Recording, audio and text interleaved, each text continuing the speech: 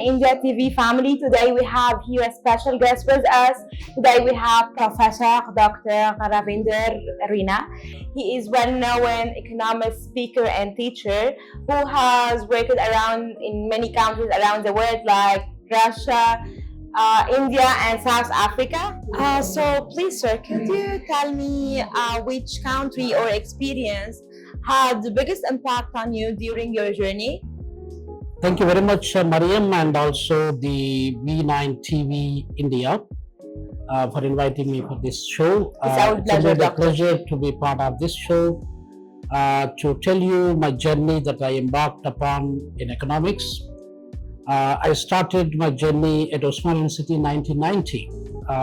I finished my master's degree 90-92, and thereafter the M.Phil PhD from 90-97. I completed my studies here in Hyderabad, India, and thereafter I decided to leave India in 1997 for a foreign assignment. I went to Eritrea. I served there in Eritrea for more than a decade, which is an African country. From Eritrea, I went to Papua New Guinea, which is an Australian country, which is in the Pacific Island. I served as the head of the Department of Economics at Papua New Guinea University of Technology. And then I moved, the love for Africa that I have pulled me back to African country. So I went back to Africa and I served at Namibia University of Science and Technology in Windhoek, Namibia. And from there I moved to University of Cape Town, South Africa. So I also worked at Northwest University, South Africa, and then currently I'm at Durban University of Technology, South Africa. About what can countries like South Africa and India do to grow their economies? Well, South Africa is considered to be the largest economy in African continent, Mariam, at the moment, and it used to be Nigeria and sometimes Egypt also. But right now in 2025, South Africa is the largest economy in the whole continent of Africa. And then India and South Africa, they got a very good relationship. Although South Africa is born only in 1994, 27th of April. But since then, we have a very good relationship. We are part of the BRICS nations. For example, BRICS, Brazil, Russia, India, China, South Africa. So we are the founding members. India is member, South Africa is also member. That's point number one I would like to mention. We are also part of G20, group of 20 nations. We are going to, in fact, this year, 2025, we are the host country. That is, South Africa is the host country, and last year, India was the host country. So we have a very good relationship in terms of trade, in terms of technical transfers. We also have a lot of investors from India. They made investments in South Africa in mining companies and so on. So there is so much actually India and South Africa can work along with. So how you see technology like AI changing the economy? Well, I was a student, Mariam, around 33 years ago doing my master's degree at Durban University. We never know anything about AI, artificial intelligence, although it started its journey in 1952. But most of the people, they don't know until recently about artificial intelligence. So artificial intelligence is absolutely deep-rooted in our day-to-day lives of everybody in the world. So we are talking about cloud computing, we are talking about blockchain technologies, we are also talking about robotic technologies, and so many other technologies that are ChatGPT is also there.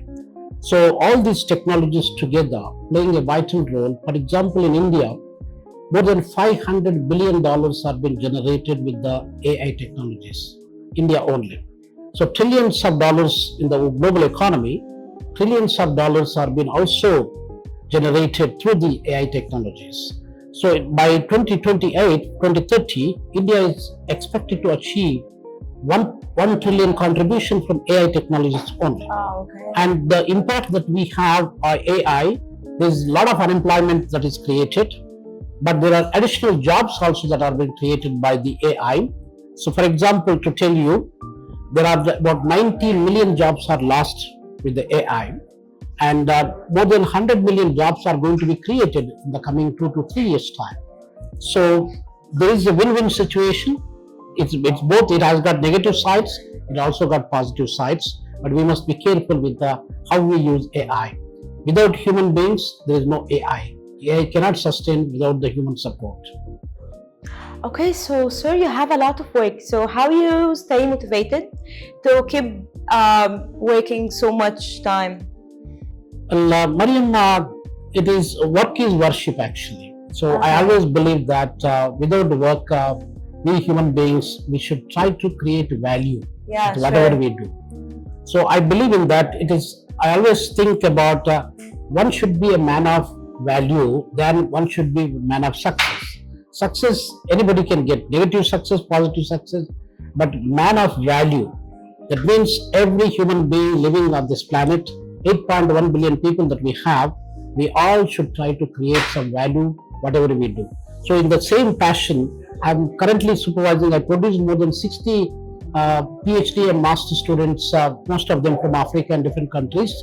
And I'm also currently supervising about 20 students. So I'll be very busy with my students one side, doing research continuously, publishing articles, publishing books, and that became a journey for me. So that is the way that when you support the human being, we also need a lot of researchers actually. The number of researchers in the world are found to be less than 10 million, whereas the population is close to 8.1 billion. So we don't even have 0.1% of the researchers in the world. So therefore, it is important to produce the researchers, knowledge creation, knowledge transmission. So therefore, we need to uplift the PhD students, and particularly in African continent, we have very less number of PhD students. Therefore, we need to encourage the young scholars, and we need to also make them researchers, and research should be continued. So that is my vision actually at the moment. That's what I'm working upon. Doctor, actually, why should young people care about economics and development more on this time?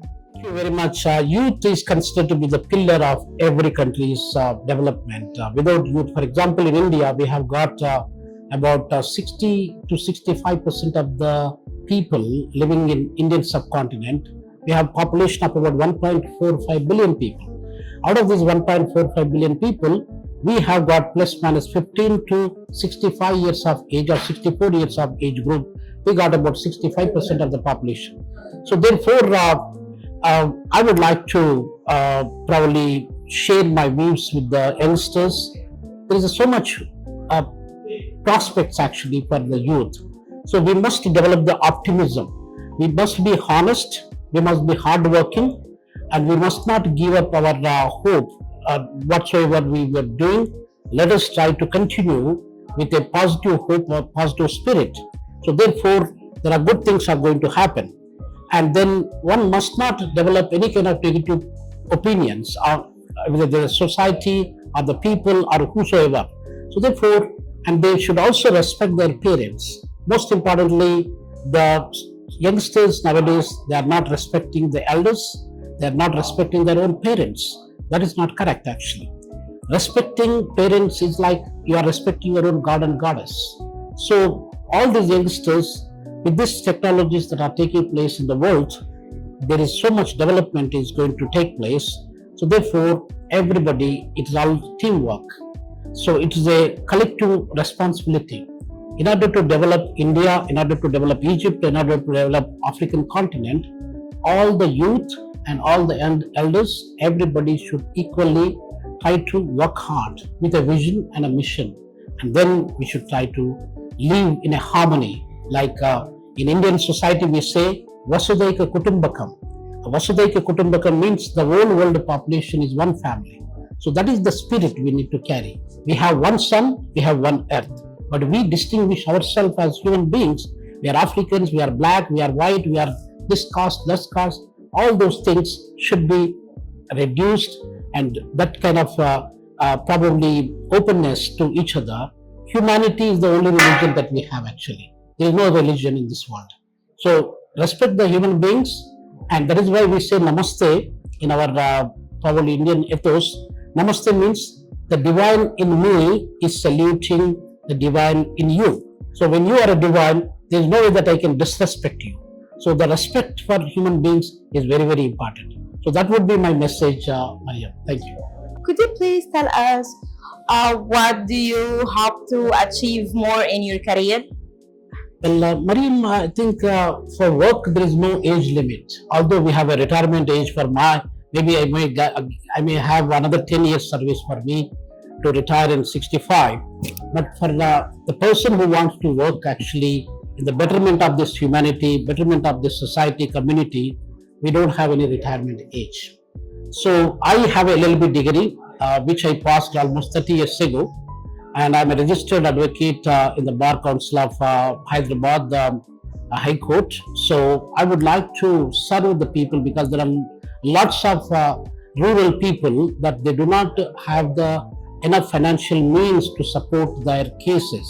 So I would like to provide the free services to the rural communities, educate them what are their legal powers, and educate them what are their rights actually. So that is how we need to reduce the corruption.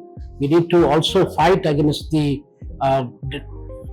different other social economic issues. So thank you for having the opportunity for me to have this interview here with you today. Thank you so much, Doctor. Mariam, thank you very much also for inviting me to this show. It's wonderful to interact with you. Thank you, Doctor. And the V9indiaTv, especially I would like to express my gratitude. And my message, simple message to this globe today is that we've been suffering with environmental issues, climate change issues, governance issues.